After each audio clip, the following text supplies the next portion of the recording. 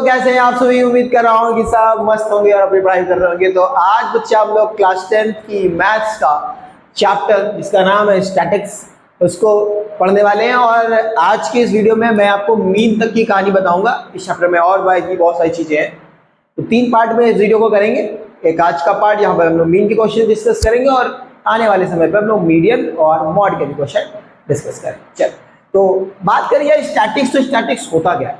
तो बेटा स्टैटिक्स होता है जब डाटा को, बहुत बड़ा डाटा होता है, आपको बहुत बड़ा आपके पास डाटा होता है, तो डाटा को हैंडल करना। जैसे आपने इसको पढ़ा होगा डाटा हैंडलिंग नाम से। किस तरह मतलब पढ़ा होगा बेटा? डाटा हैंडलिंग नाम से। ठीक, डाटा हैंडलिंग नाम से। अब डाटा को हैंडल करना, जैसे आज की डेट में अगर मुझे पता कर रहा हूँ कि आज के दिन इंडिया का टेम्परेचर क्या था, तो हम आज पता कर सकते हैं। हमारे पास वो डाटा है सारे कंप्यूटर में। हमको पता करना होगा आज के दिन और क्या क्या हुआ था, 40 साल पहले क्या हुआ था, 10 साल पहले क्या हुआ, तो हमारे पास सबका डाटा है। ठीक, तो ये डाटा क्या है? कहीं कहीं कलेक्ट करके रखा गया है इंसानों के द्वारा किसी दिन। तो ये इससे हमें ये पता चल जाता है कि आखिरकार आने वाले समय में अभी ऐसा था और आने वाले समय में ऐसा होने वाला है, आशंकाएं होने वाली है, ऐसा हम लोग महसूस कर सकते हैं।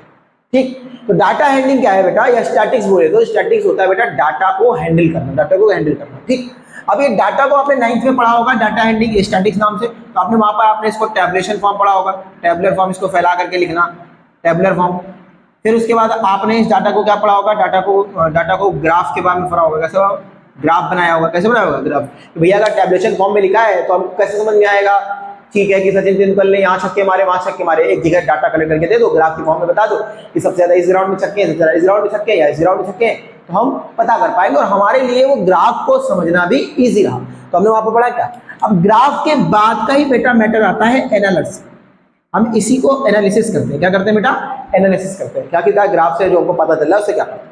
ठीक, वो जो एनालिसिस का पार्ट है वो 9th में था, अगर आपको याद आ रहा हो, मीन मीडियन मोड, लेकिन वो सिलेबस से कट गया था। क्या कट गया था बेटा?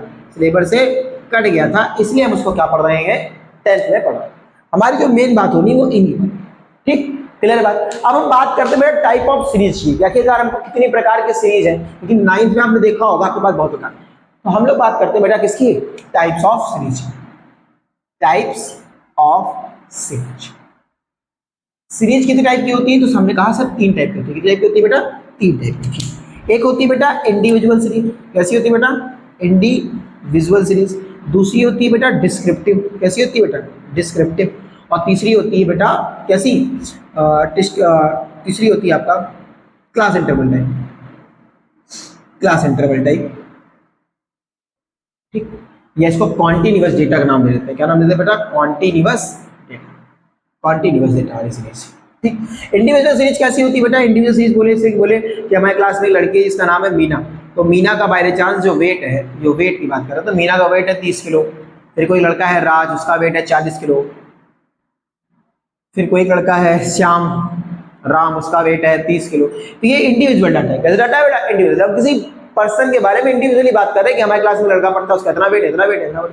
ठीक, और डिस्क्रिप्टिव फॉर्म में कैसे करते हैं? जिसे हम कहते हैं कि हमारे पास 30 किलो के 12 बच्चे हैं। कितने बच्चे हैं? 12। कितने? ये फ्रिक्वेंसी हो गई। 30 किलो के 12 बच्चे हैं। या आप कहते हैं 20 किलो के हमारे पास 10 बच्चे, 5 किलो के हमारे पास 40 मतलब 20 बच्चे मान लो, और बोल दे 20 किलो के, या बोल दे 30 किलो के हमारे पास 10 बच्चे हैं। तो ये कैसा फॉर्म? ये डिस्क्रिप्टिव फॉर्म। कैसा फॉर्म है? Descriptive form. ये बहुत छोटे डाटा के लिए, ये थोड़ा उससे बड़े, लेकिन जब हमारा डाटा और बड़ा हो जाएगा, क्या हो जाएगा? इसे मान लो ये पूरी एक क्लास का है। ठीक है, पूरी बस एक क्लास का है। ये 2 क्लास उस सेक्शन के, मतलब पूरी, जैसे मान लीजिए एक सेक्शन का, एक सेक्शन का है, ये उस क्लास का है।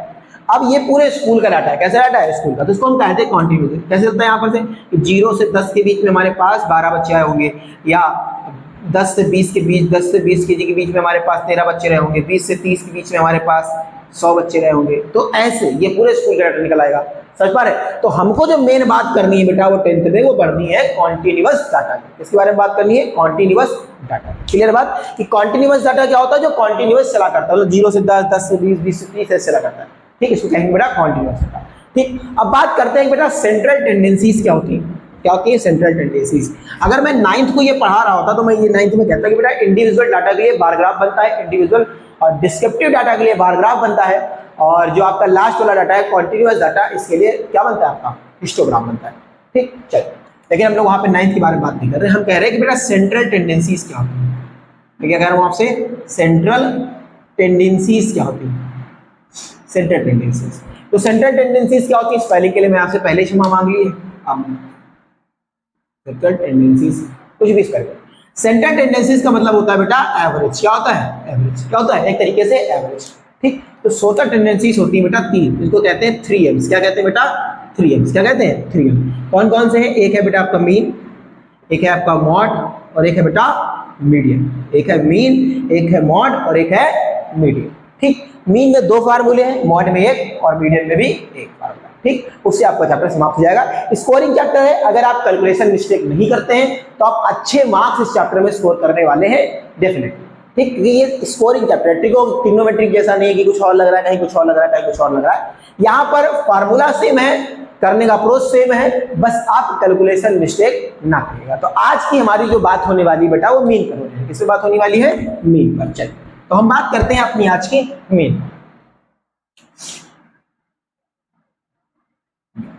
क्या होता है मीन, तो आपने बचपन से पढ़ा है, मीन सर एक एवरेज है। क्या है सर, एक एवरेज। क्या है, और वैसे भी सेंट्रल टेंडेंसीज एवरेज होती है। तो अभी तक आपने जो मीन का फॉर्मूला पढ़ा है, मैं आपको रिकैप करा रहा हूँ कि आपने मीन बराबर क्या पढ़ा है बेटा। मीन बराबर आपने पढ़ा है sum of observation, sum of observation upon में टोटल ऑफ ऑब्जर्वेशन। क्या पढ़ा आपने, ये पढ़ा है सम ऑफ ऑब्जर्वेशन अपॉन, जब आपका इंडिविजुअल डाटा होता है कि 2 3 4 5 6 ऐसे करके, तो आप कहते हैं सबका सम कर दो, डिवाइड बाय 2। मैंने कहा बिल्कुल सही बात है। तो ये क्या होता है बेटा, sum of observation upon total number of observation. एक तो मीन का फॉर्मूला, एक मीन का फॉर्मूला अपन जो कॉन्टिन्यूअस डाटा के लिए पढ़ना है, किसके लिए पढ़ना है बेटा, ये डिस्क्रिप्टिव और इंडिविजुअल के लिए। किसके लिए था बेटा, इंडिविजुअल सीरीज के लिए और डिस्क्रिप्टिव के लिए। हमको कॉन्टिन्यूअस डाटा के लिए अगर फॉर्मूला पढ़ना है तो क्या हो जाएगा फॉर्मूला, एक तो मीन बराबर होता है फॉर्मूला, हम बेटा मीन को x के ऊपर बार लगाकर रिप्रेजेंट करेंगे पूरे चैप्टर में। मीन बराबर फॉर्मूला होता है summation of fx upon summation of, एक तो ये फॉर्मूला है। इसको कहते हैं डायरेक्ट मेथड। कौन सा कहते हैं बेटा, डायरेक्ट मीन मेथड। क्या कहते हैं, डायरेक्ट मीन मेथड। कौन सा मेथड है बेटा, ये डायरेक्ट मीन मेथड। अगर आपको डायरेक्ट मीन मेथड से निकालना हो तो आप ऐसे निकाल सकते हैं। ठीक, लेकिन जब आपका डाटा इतना ज्यादा बड़ा हो गया है, कॉम्प्लिकेटेड हो गया है, इतनी बड़ी बड़ी कैलकुलेशन आ रही है, तो आपके पास एक और फार्मूला है, इसको कहते हैं बेटा एज्यूम्ड मीन मेथड। क्या कहते हैं, एज्यूम्ड मीन मेथड। क्या आप कुछ एज्यूम कर लेंगे। ठीक, फॉर्मूला लिख लीजिएगा। अभी हम लोग इससे चर्चा करेंगे। तो हमने कहा मीन को ऐसे लिखेंगे बेटा x के ऊपर बार, यहाँ पे लिखेंगे a बराबर एज्यूम्ड मीन बराबर summation of fd upon summation of, summation का मतलब समझते हैं सम ऑफ। क्या पड़ता होता है बेटा, इसका मतलब होता है सम ऑफ। इसका मतलब होता है सम ऑफ। क्या होता है, सम। सिग्मा पढ़ते हैं इसको, sigma of sigma fx upon sigma fi। Clear बात। चल, तो फार्मूला आपको क्लियर हो रहा होगा, लेकिन इस फार्मूले से आपको चीजें क्लियर नहीं हो रही होंगी। 1-2 क्वेश्चन करेंगे, चीजें क्लियर होने लगेंगी। चलिए आइए 1-2 क्वेश्चन पे। हमारे पास क्वेश्चन ये है, क्वेश्चन क्या कह रहा है कि आपको मीन फाइंड करना है, मीन फाइंड करना है, 2 जन का क्वेश्चन कैसे करें। ठीक, हमने कहा पहले आप डाटा बना लीजिए, डाटा को ऐसे कर देते हैं, ठीक, अब इस डब्बे में बेटा आप इस डब्बे को पूरा कंप्लीट करें। यहाँ पे देखिए नंबर ऑफ प्लांट्स, तो यहाँ पर फ्रीक्वेंसीज को कह देते हैं, माउसेस के ऊपर यहाँ पर फ्रीक्वेंसी लिखते हैं, कोई समस्या नहीं।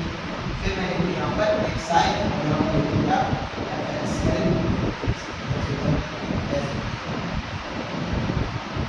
फ्रीक्वेंसी कहाँ से शुरू हो रही है बेटा, कहाँ शुरू हो रही है, 0 से 2, 2 से 4, 4 से 6, 6 से 7, 8 से 10, 10 से 12, 12 से 14, 12 से 14, 1 2 1 5 6 2।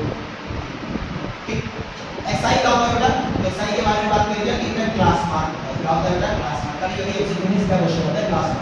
क्लास मार्क क्या होता है, या आप इसको मिड वैल्यू भी बोल सकते हैं। क्या बोलते हैं बेटा, मिड वैल्यू क्या होती है, इसको SI कहते हैं। ये होता है बेटा, ये होता है अपर लिमिट। क्या होता है बेटा, अपर limit plus lower limit divided by, upper limit plus lower limit divided by. Upper limit क्या होती है, जो आगे वाला होता है बेटा, इसको या इसको आगे वाला कहता है, इसको लोअर कहते हैं, पीछे वाला कहते हैं बेटा अपर। क्या कहते हैं बेटा, ठीक। अब xi निकालना है तो आपने कहा sir upper limit plus lower limit divided two, sir 0 plus 2 कितना होगा सर, 2 में डिवाइड करेंगे तो कितना आएगा, कितना है। तो आप ऐसे कर लीजिए, या आप इसको ले लीजिए, सब में डिफरेंस कितना करना है, 2 बार, सबको 2 बार देंगे, 2 3 5 7 9 11 का डिफरेंस ला सकते हैं 2 3 5 7 9 11 ठीक। अगर आप देखें तो 8 में 18 डिवाइडेड बाय 2 वही होता है। अब आपके पास fx निकालना है तो मैं इसके लिए बेटा 1 into में कितना होता है 1 into में जाएगा ये 6 और 5 और ये साथ में 35 54 और 22 क्या तो आपके पास सर आपको क्या चाहिए मीन बराबर जो फार्मूला है सर वो होता है summation of fx upon summation of f होता है तो सही बात है। तो आपके पास एक आप देखिए समेशन ऑफ f निकालेंगे तो फ्रीक्वेंसीज का सब निकालेंगे। समेशन ऑफ कितना है सर 1 3 3 4 4 5 6 9 15 17 17 17 सही कितना आएगा 20 और यहां पर सर कितना आएगा तो आपके पास ये 5 1 6 6 7 7 5 सर 7 और 5 कितना आ जाएगा सर 5 को कर 12 5 17 17 और 4 21 21 और 2 23 और 9 23 और 9 कितना आ जाएगा 7 और 30 और 30 कितना आ जाएगा 30 ठीक है अब ये बेटा फिर ये 6 6 6 और 6 by 11 11 30 30 और 3 30 और 3 60 आएगा। तो समेशन ऑफ fx कितना आ रहा है बेटा आप करते हैं कितना आ रहा है बेटा 163 डिवाइड बाय 20 अगर ये सॉल्व होता है तो काटेंगे 28 0 80 पॉइंट समथिंग करके आएगा समथिंग आएगा 0 और 1 80.151 कितना है बेटा 80.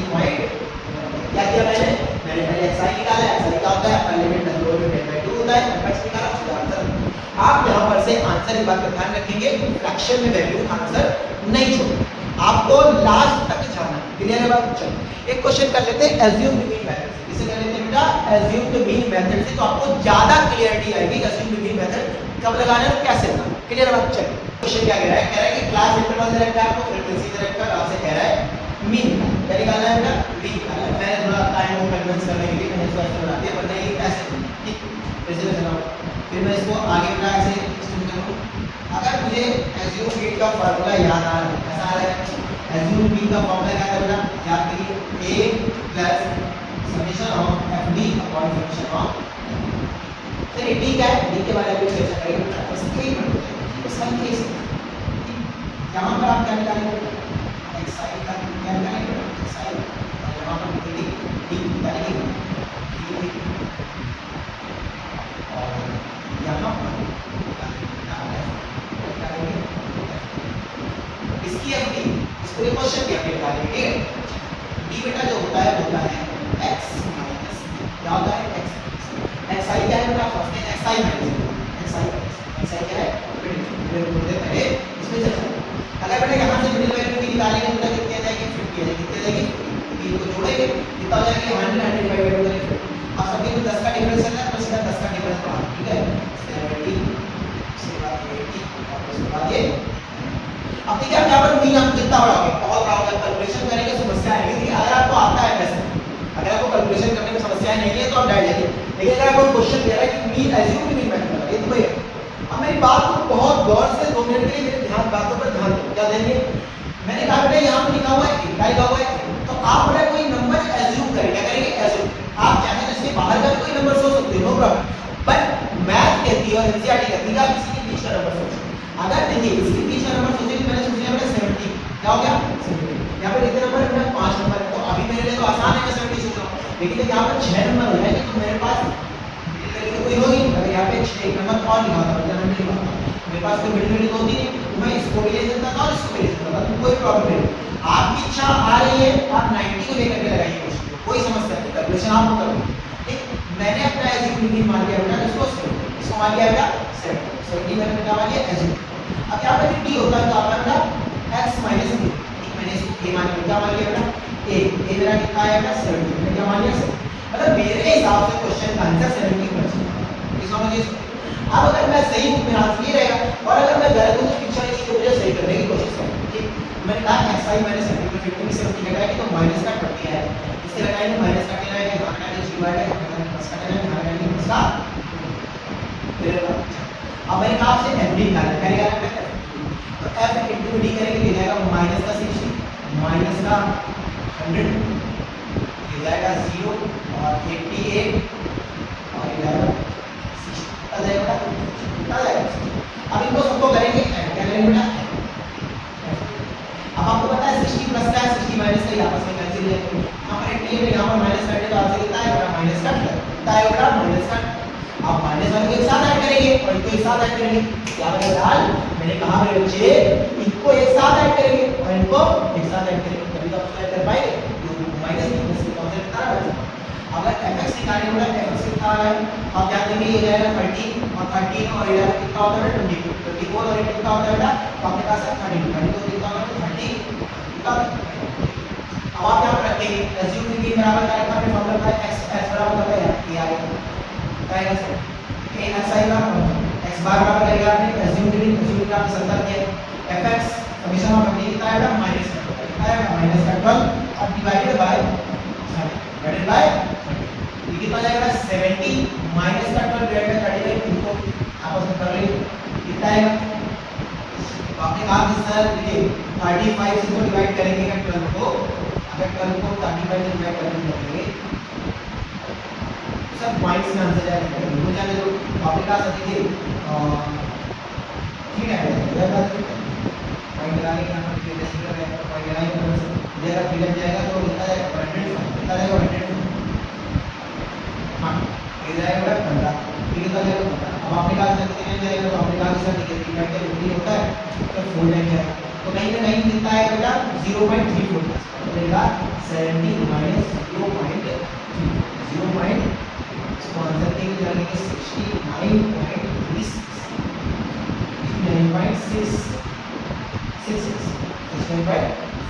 अप्रॉक्स आंसर क्या लिखेंगे अप्रॉक्स मैंने कहा इसे क्या आपको एज्यूम भी मेथड लगाना कैसे लगाएंगे तो आपने कहा सर पहले डी निकालो बेटा ठीक है डी कैसे निकालेंगे आपने कहा सर पहले किसी को एज्यूम कर लेगा आपने कहा 70 क्या लिख दिया 70 एज्यूम करेंगे हमने 70 एज्यूम करके तो सर xi माइनस क्या होगा मैंने इसको माइनस करके लगे माइनस करते फिर मैंने सर इन दोनों को मल्टीप्लाई किया तो आपने कहा सर ये 60 आएगा माइनस का ये आएगा माइनस का 100 ये आएगा 0 ये आएगा 88 और ये आएगा प्लस 60 आएगा ठीक है फिर मैंने को ऐड किया माइनस का बाय को ऐड कर डिवाइड बाय और आपका क्लियर बात।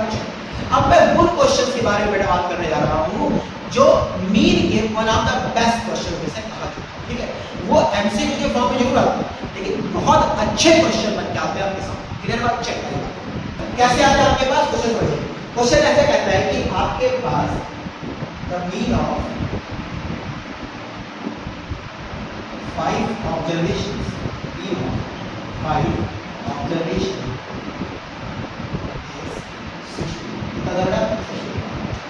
फिर कह रहा है आपसे if every observation जहर में डाल लीजिएगा if every observation is added by then find new क्या बोला बेटा new आई ना आपको दो कह रहा है कि किसी भी मीन ऑफ 5 ऑब्जर्वेशन इस 5 ऑब्जर्वेशन का मीन लिखा यहाँ सर मीन जो था मीन बराबर आपने स्टार्टिंग में फॉर्मूला लगाया था sum of observation divided by total ठीक है सर मीन कितना है 60 सम ऑफ 5 लेकिन 5 नंबर की बात हो रही है इसलिए ना सम ऑफ 5 अब ये देखिए हम नंबर लिखते हैं ये सम ऑफ 5 लिख क्या जाएगा सम ऑफ 5 का जाएगा यहाँ जाएगा ये हो जाएगा सर सम ऑफ 5 हमारे पास बता रहा है सम ऑफ फिर आप कह रहे हैं if every observation is added by यदि प्रत्येक ऑब्जर्वेशन में सारी ऑब्जर्वेशन में दो ऐड कर दें ठीक तो अगर बेटा 5 ऑब्जर्वेशन है सब में दो ऐड कर जाएगा तो ऐसे ही यहां कोई नंबर होगा 2 + 2 + 2 5 ऐड कर जाएगा और 5 × 2 का कितना आएगा तो न्यू नहीं आएगा क्या आएगा न्यू सम आएगा न्यू सम आएगा तो कितना आएगा बेटा वो आएगा 80 प्लस कितना आएगा बेटा 90 कितना आएगा अब आपके पास अभी न्यू मीन आएगा क्योंकि ऑब्जर्वेशन तो अभी मेरे पास 5 ही ऑब्जर्वेशन तो कोई छेड़छाड़ ही नहीं न्यू मीन अपने पास सम कितना है 90 और अपने पास अभी भी 5 ऑब्जर्वेशन क्लास करने वाला 5 कितना है 5 और 5 एरिया आंसर कितना है बेटा कितना है। अब मेरी बात सुनो जो मैं कहना चाहता हूं ये तो तरीका होता है मैं ये कह रहा हूं कि अगर किसी नंबर में अगर कोई किसी नंबर का मीन दे रखा है तो क्या दे रखा है मीन मीन में रखा है और अगर नंबर में कोई भी चेंजमेंट आता है, अगर नंबर में कोई भी चेंजमेंट आता है तो वो डायरेक्ट चेंज मीन में पड़ता है। इसे पड़ता है मीन। मैंने कहा अगर हर एक नंबर में 2 बढ़ा दिया तो आपने ध्यान दिया होगा मीन भी 2 से ही बढ़ा। कितना बढ़ा बेटा? 2 से। तो मैंने आपको प्रूफ दे दिया कैसे बढ़ा।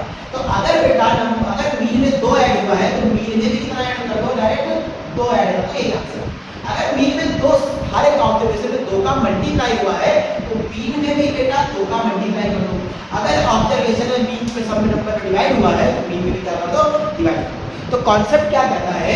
कॉन्सेप्ट ये कहता है बेटा कि मीन में कोई भी चेंजमेंट आएगा, यानी ऑब्जर्वेशन में कोई भी चेंजमेंट आएगा उसका सीधा प्रभाव मीन पे पड़ेगा। ठीक है। इफ ऑब्जर्वेशन है एनी कोई भी अगर इफेक्ट आ रहा है तो कैसा इफेक्ट हो?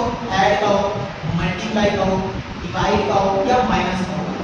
It direct and same effect on indirect and same effect on mean.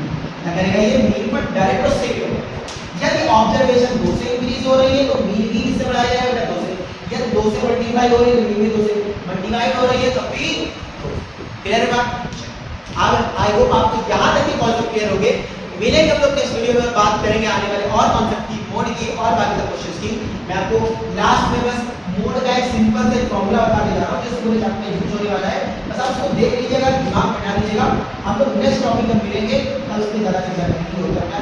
-f(2) upon में 2f1 -f माइनस f यहां पर f2 यहां पर f लिखो, उससे कोई फर्क पड़ता नहीं। में ये होता है मोड का फॉर्मूला। ठीक है, मिलेंगे नेक्स्ट वीडियो में और बात करेंगे इस फॉर्मूले पे L क्या है, F क्या है, H क्या है और क्वेश्चंस करेंगे अच्छे। ठीक, मिलेंगे नेक्स्ट वीडियो में आपसे। तब तक के लिए बने रहिए मेरे साथ। Thank you for watching us. अपना ध्यान रखिए, घर वालों का ध्यान रखिए। Take care, good day, tata bye.